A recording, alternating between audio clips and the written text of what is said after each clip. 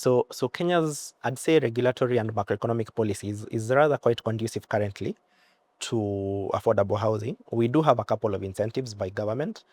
These incentives are both, I'll start with the ones on the supply side, basically enabling developers to bring some of these assets to life.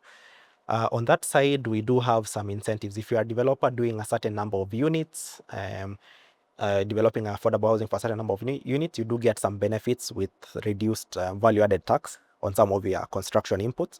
So there's a tax incentive for developers under that program. Similarly, the government itself wants to be a key party to this. So you find that in some cases, the government has set aside some of its own land because, as I mentioned, part of the reason houses are expensive is because of the cost of land. So in some instances, government has set aside its own land where it's done development on it, and then that way made the development of these houses a bit cheaper. But also on the supply side of things, I think there are a couple of initiatives that government is trying to ramp up to help homeowners be able to access homes. One of the key ones is that if you're a first-time homeowner purchasing an affordable housing unit, you do get a stamp duty benefit. Stamp duty, especially in urban centers, is usually 4% of the value of the unit. But if you're a first-time homeowner, you can benefit from an exemption of that. Similarly, if you're a first-time mortgage owner, you do get some incentive.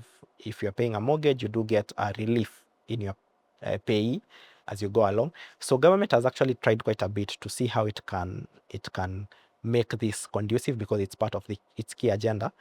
But the factor still remains.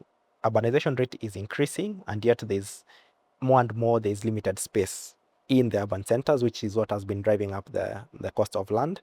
It's very hard for government to legislate such a thing because cost of land is based on market forces. If there's more demand, clearly the price will go up. But because of some of these initiatives, and this, you can tell some of these initiatives are provided to drive so that it can encourage people to pay slowly as they go along, particularly some of the incentives around mortgages and things like that. So that's part of the things that government is doing to enable home ownership. Obviously, there are a lot of other government initiatives. Maybe one of the things that government could look into in Kenya, because you see, the interesting thing about Kenya is we don't have so many institutional developers of affordable housing. We do have developers of affordable housing, but professionally institutionalized developers is where the number is still increasing. So in other markets, government tends to regulate how that can go along. I'd do an example of a case like Dubai, where there's a bit of protection.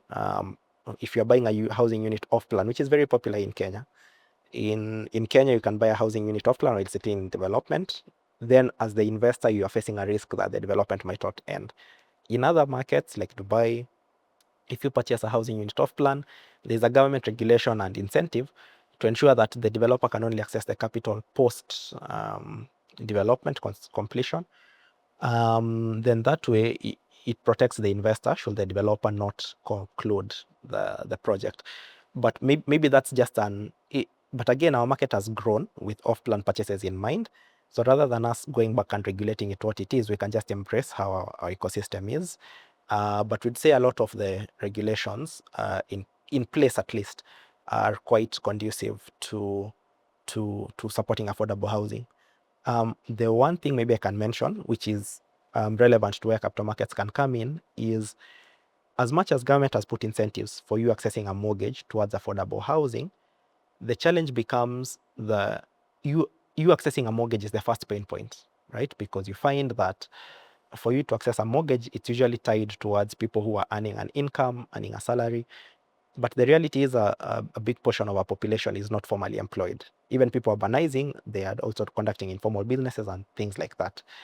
So I'm not sure if government can regulate who can access a mortgage is up to the remit of the bank. But if as capital markets, we can come in with a solution to that, people who may not necessarily be eligible for a mortgage, but are credit-worthy payers, capital markets can come up with a solution tailored towards them to enable them to own a home.